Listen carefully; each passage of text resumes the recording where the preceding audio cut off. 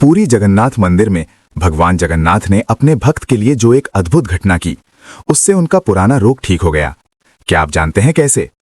पुरी के इस पवित्र मंदिर में भक्त रोज भगवान को अनेक प्रकार के प्रसाद अर्पित करते थे।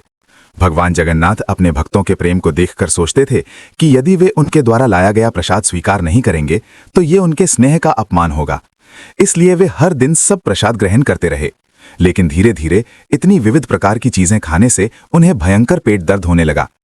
एक रात वे अपने एक वृद्धा भक्त के सपने में प्रकट हुए और बोले, माँ, मुझे बहुत कष्ट हो रहा है, तुम नीम के पत्तों का रस बनाकर मेरे लिए लेकर आओ, वही मुझे राहत देगा। वृद्धा ने इसे भगवान का आदेश माना और अगले ही दिन श्रद्धा से नीम का रस बनाकर मंदिर पहुंची। लेकिन दुर्भाग्य से मंदिर के पहरेदारों ने उसे अंदर जाने नहीं दिया। उन्होंने उस रस को फेंक दिया और वृद्धा का अपमान करके उसे लौटा दिया। वृद्धा दुखी होकर पूरी रात रोती रही और सोचती रही, मेरे भगवान दर्द में हैं, मैं उनकी मदद भी नहीं कर पाई। उसी रात भगवान जगन्नाथ राजा के सपने में आए और बोले, मैं पीड़ा में हूं और मेरी माँ जो मेरे लिए औषधि लाई थी उसे तुम्हारे पहरेदारों ने अपमानित कर लौटा दिया। ये सुनते ही राजा घबराकर उठ बैठा। वो तुरंत उस वृद्धा के घर गया, उससे क्षमा मांगी और आदरपूर्वक उसे फिर से नीम का रस बनाने को कहा। इस बार स्वयं राजा उसे मंदिर लेकर गया और उसी वृद्धा के हाथों से भगवान को वो औषधि अर्पित करवाई।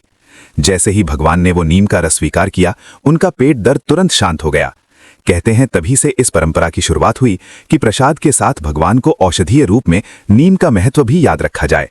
इस कथा से यही सीख मिलती है, सच्चे प्रेम और भक्ति के सामने भगवान भी अपने भक्त के आगे झुक जाते हैं और किसी भी रूप में सहायता मांग सकते हैं।